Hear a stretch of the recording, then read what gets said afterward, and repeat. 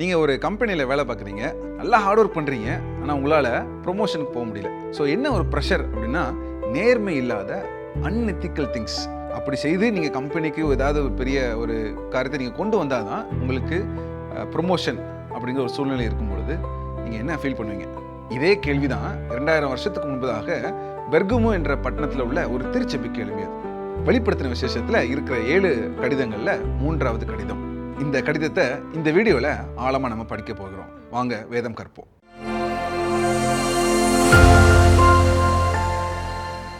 வெளிப்படுத்தின விசேஷம் 2ஆம் அதிகாரம் 12ஆம் வசனம் முதல். பெர்கமு சபையின் தூதனுக்கு நீ எழுத வேண்டியது என்னவெனில், இருபுறமும் கருக்குள்ள பட்டயத்தை உடையவர் சொல்கிறதாவது, உன் கிரியைகளையும் சாத்தானுடைய சிங்காசனம் இருக்கிற இடத்திலே நீ குடியிருக்கிறதையும், நீ என் நாமத்தை பற்றி கொண்டிருக்கிறதையும், சாத்தான் குடி கொண்டிருக்கிற இடத்திலே உங்களுக்குள்ளே எனக்கு உண்மையுள்ள சாட்சியான அந்திப்பா என்பவன் கொல்லப்பட்ட நாட்களிலும் என்னை பற்றும் விசுவாசத்தை நீ மறுதலியாமல் இருந்ததையும் அறிந்திருக்கிறேன். ஆகிலும் சில காரியங்களை குறித்து உன் பேரில் எனக்கு குறை உண்டு. விக்கிரகங்களுக்கு படைத்தவைகளை புசிப்பதற்கும் வேசித்தனம் பண்ணுவதற்கும் ஏதுவான இடர்களை இஸ்ரவேல் புத்திரர் முன்பாக போடும்படி பாலாக் என்பவனுக்கு போதனை செய்த பிலேயாமுடைய போதகத்தை கை கொள்கிறவர்கள் உன்னிடத்தில் உண்டு.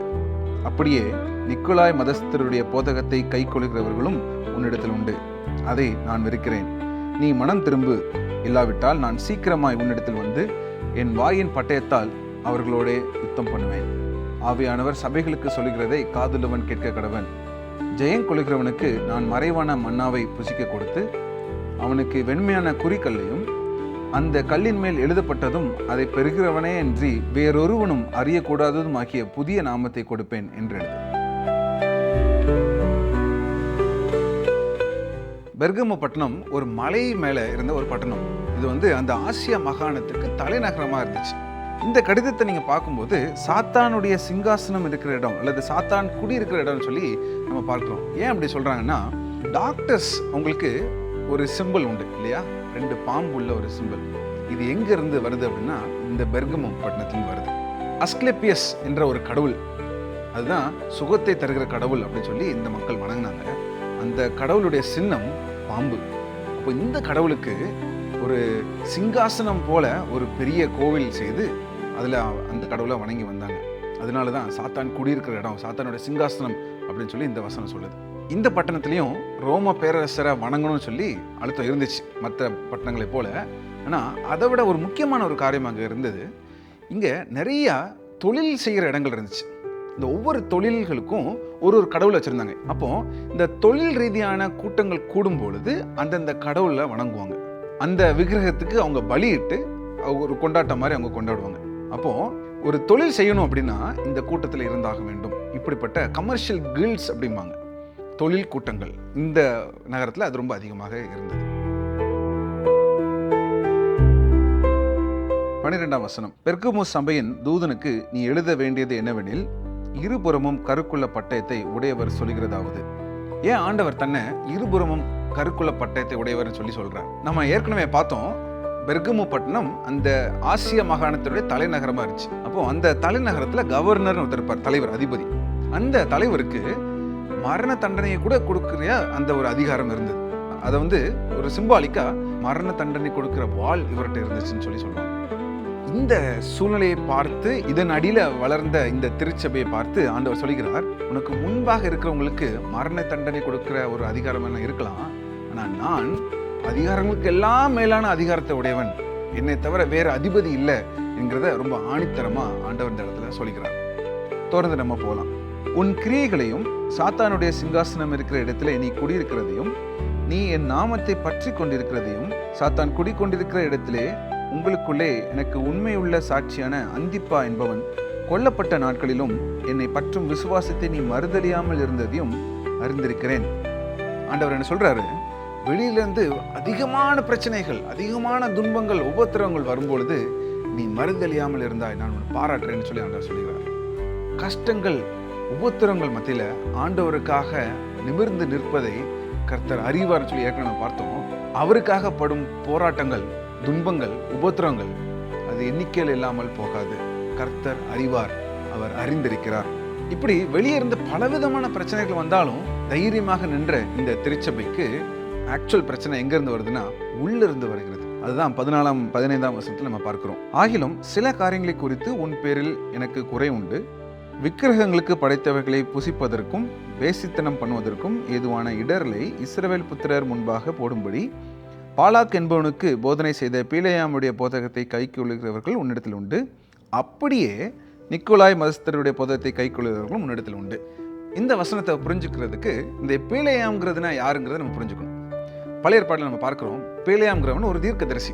சபிக்கும்படியாக இவன் கொண்டு வரப்பட்டான். ஆனால் இவனால் சபிக்க முடியல. அதனால இவன் என்ன ஐடியா கொடுக்குறான்னா, அந்நிய பெண்களை, பாவம் செய்கிற பெண்களை இந்த மக்களுக்குள்ள அனுப்புங்க. இஸ்ரவேல் புத்திரர் பாலிய பாவங்கள் செய்வார்கள், செக்ஷுவல் சின்ஸ் பண்ணுவாங்க, அதன் மூலமாக கர்த்தரே இவர்களை அழித்து விடுவார்னு சொல்லி ஒரு திட்டம் போட்டு வெளியே இருந்து அழிக்க முடியாத மக்களை உள்ள இருந்து அழிக்கும்படியாக திட்டம் கொடுத்தவன் அவன் தான் இந்த பீலேயாம். ஆண்டவர் என்ன சொல்றாரு, இதே பீலேயாமை போன்ற ஒரு சிலரும் உனக்குள்ள இருக்கிறாங்க. அது யார் அப்படின்னா இந்த நிக்கோலாய் மதஸ்தர். ஏற்கனவே எபேசு திருச்சபைக்கு எழுதப்பட்ட அந்த கடிதத்துல இந்த நிக்கோலாய் மதஸ்தர் அப்படின்னு நம்ம பத்தி பார்த்தோம். அவங்க யாருன்னு சொல்லி எக்ஸ்பிளனேஷன் பிறகு கொடுக்குறேன்னு சொன்னேன். இப்போ நம்ம பார்க்கலாம். காம்ப்ரமைஸ் பண்ணணும். திருச்சபைக்கு போகும்போது கிறிஸ்தவனா இருந்துக்கோ, ஆனால் தொழில் கூட்டங்களுக்கு வரும்பொழுது மற்ற மக்களை போல சாதாரணமாக நீ இருக்க வேண்டும் சொல்லி ஒரு காம்ப்ரமைஸ் பண்ணதுக்கான ப்ரெஷர் வந்துச்சு. இந்த நிக்கோலாய் மதஸ்தர் என்ன சொல்றாங்கன்னா, இது தவறு இல்லை, தொழிலுக்காக வாழ்க்கைக்காக இந்த மாதிரி காம்ப்ரமைஸ் பண்றது தவறு இல்லை, ஆவிக்குரிய காரியத்துக்கு நம்ம கத்தரை பார்த்துக்கலாம், இது வேற விஷயம் சொல்லி அவங்க சொன்னாங்க. இப்படி உலகத்துக்கும் ஆண்டவருக்கும் இடையில காம்ப்ரமைஸ் பண்ணி வாழ சொல்லி போதித்தவர்கள் தான் இந்த நிக்கோலாய் மதஸ்தர். இந்த நிக்கோலாய் மதஸ்தரை இந்த பெர்கமு மக்கள் ரொம்ப எதிர்க்கல, வளர விட்டுட்டாங்க. அதனாலதான் ஆண்டவர் சொல்றார், இந்த குறை உன்னிடத்தில் உண்டு. ஸோ போராட்டத்தில் எதிர்த்து நின்று பாராட்டை பெற்றாலும் காம்ப்ரமைஸ் பண்ணி தன்னுடைய நேர்மையை இழந்த இந்த திருச்சபைக்கு ஆண்டவர் சொல்லுகிற எச்சரிக்கையை நம்ம இங்கே பார்க்கலாம். 16ஆம் வசனத்தில் நம்ம பார்க்கலாம். நீ மனம் திரும்பு, இல்லாவிட்டால் நான் சீக்கிரமாய் உன்னிடத்தில் வந்து என் வாயின் பட்டயத்தால் அவர்களோட யுத்தம் பண்ணுவேன். ஏற்கனவே பட்டயம் ஒன்று இருக்குது, பெர்கமு கவர்னருடைய பட்டயம். நான் அதற்கும் மேலான பட்டயம் ஆண்டவர்கிட்ட. அந்த பட்டயத்தோடு கூட அவர் இந்த தவறான போதனை போதிக்கிறவர்களோடு கூட நான் யுத்தம் பண்ணுவேன்னு சொல்லி ஆண்டவர் சொல்கிறார், எச்சரிப்பு கொடுக்கிறார். காம்ப்ரமைஸ் பண்ணி உலகத்தோடு சமரசமாய் ஒத்த வேஷம் தரித்து வாழ்கிறவர்களுக்கு ஆண்டவர் ஒரு எச்சரிப்பு இங்கே கொடுக்கிறார். அதே நேரத்தில் அந்த காம்ப்ரமைஸ் பண்ணாம ஆண்டவருக்காக தைரியமாக நின்று விசுவாசியாக உத்தமன நான் வாழ்வேன்னு சொல்லி உறுதியாக இருக்கிறவர்களுக்கு ஒரு வாக்குத்தத்தத்தை ஆண்டவர் இங்கே கொடுக்கிறார். அதுதான் 17ஆம் வசனத்தை நம்ம பார்க்கிறோம். ஆவியானவர் சபைகளுக்கு சொல்கிறதை காதுள்ளவன் கேட்க கடவன். ஜெயம் கொள்கிறவனுக்கு நான் மறைவான மன்னாவை புசிக்க கொடுத்து அவனுக்கு வெண்மையான குறிக்கல்லையும் அந்த கல்லின் மேல் எழுதப்பட்டதும் அதை பெறுகிறவனே என்று வேறொருவனும் அறியக்கூடாததும் ஆகிய புதிய நாமத்தை கொடுப்பேன் என்று எழுது. இந்த வசனத்துல 3 விஷயங்கள் நம்ம புரிஞ்சுக்கணும். முதலாவது மறைவான மன்னா, இரண்டாவது வெள்ளைக்கல், மூன்றாவது புதிய நாமம்.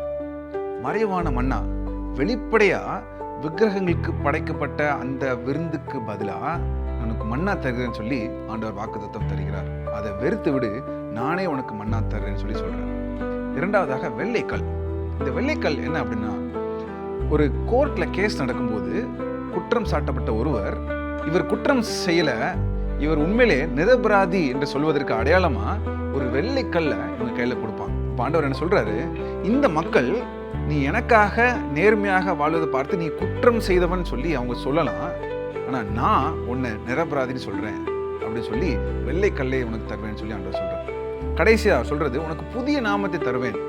நீ கிறிஸ்தவன் என்ற அடையாளத்தை இழந்து மக்களோடு மக்களாக ஒரு சாதாரண குடிமகனா நீ வாழணும்னு சொல்லி இந்த கூட்டம் உன்னை வற்புறுத்தும் பொழுது உனக்கென்று பிரத்யேகமான ஒரு அடையாளத்தை எடுத்து நிறுத்துவேன்னு சொல்லி ஆண்டவர் ஒரு புதிய நாமத்தை தருவேன்னு சொல்லி இங்க வாக்குத்தத்தம் தருகிறார்.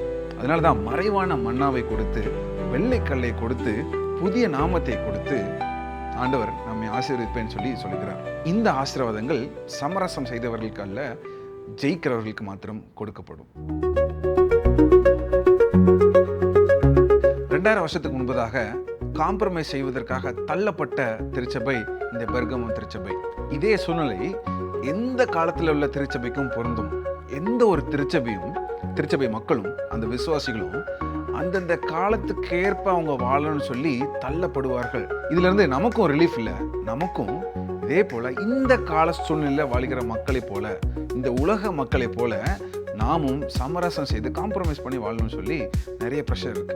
அந்த ப்ரெஷர் இருக்கும் பொழுது ஆண்டவர் நமக்கு என்ன சொல்லுகிறார்? ஜெயம் கொள்ள வேண்டும், தைரியமாக எதிர்த்து நெல், உன் அடையாளத்தை இழந்துராத அப்படின்னு சொல்லி ஆண்டவர் சொல்லுகிறார்.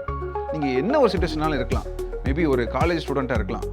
காலேஜில் கிறிஸ்தவர் அல்லாத மாணவர்கள் எல்லாமோ பண்ணுறாங்க, நானும் அதற்காக இழுக்கப்படுகிறேன்னு சொல்லி ஒரு போராட்டத்தில் நீங்கள் இருக்கலாம். அல்லது நீங்கள் கம்பெனியில் வேலை பார்க்குற ஒருவர், எல்லாருமே அன்எத்திக்கல் திங்ஸை பண்ணுறாங்க, நேர்மையற்றவர்களாக இருக்காங்க, ஆனால் நான் மட்டும் இப்படி இருந்தால் அது எப்படின்னு சொல்லி கேள்வி உங்களுக்கு வரலாம். அல்லது நம்ம உறவினர்கள் எல்லாம் ஒரு மாதிரி இருக்காங்க, நம்ம மட்டும் வித்தியாசமாக இருந்தால் நம்ம என்ன நினைப்பாங்கன்னு சொல்லி ஒரு சோஷியல் ப்ரெஷரில் இருக்கிறவங்களாம் இருக்கலாம். ஆனால் நம்ம அனைவருக்கும் ஆண்டவர் சொல்லிடுற காரியம், காம்ப்ரமைஸ் பண்ணாத, நேர நெல், நிமிர்ந்த நெல், நேர்மையாக வாழ், விசுவாசிங்கிற அடையாளத்தை இழந்து விடாதுன்னு சொல்லி ஆண்டவர் சொல்லிக்கிறார். இதை கேட்ட நாம் இப்போ நம்ம என்ன பண்ணணும்? இந்த வாரம் ஒரு 5 மினிட்ஸ் எடுத்துக்கோங்க. ஒரு செல்ஃப் ரிஃப்ளெக்ஷன் பண்ணுங்கள்.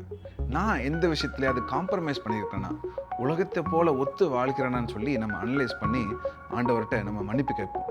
மனம் திரும்புன்னு சொல்லி ஆண்டவர் அழைக்கிறார் இல்லையா? ஆண்டவரே, நான் மனம் திரும்புகிறேன், இந்தந்த விஷயத்துல நான் காம்ப்ரமைஸ் பண்ணியிருக்கிறேன் சாமி, மனம் திரும்ப எனக்கு உதவி செய்யுங்கன்னு சொல்லி நம்ம ஆண்டவர்கிட்ட கேட்கலாம். அப்படி செய்தோம்னா நாமும் ஜெயிக்கிறவர்களாக மாறுவோம். காம்ப்ரமைஸுக்கு தள்ளப்பட்ட இந்த திருச்சபைக்கு ஆண்டவர் எழுதிய இந்த கடிதத்தை இந்த வீடியோவில் நம்ம ஆழமாக வாசித்தோம், தியானித்தோம். நெக்ஸ்ட் வீடியோவில் நம்ம பார்க்க போகிற திருச்சபை தியேத்ரா திருச்சபை. அந்த திருச்சபை மேலே ஆண்டவர் என்ன குறை சொல்கிறாருன்னா, நீ எசபேலுக்கு இடம் கொடுத்தாய். யார் அந்த எசபேல், எப்படி அந்த திருச்சபைக்குள்ளே இடம் பெற்றாங்கிறத நெக்ஸ்ட் வீடியோவில் நம்ம பார்க்கலாம்.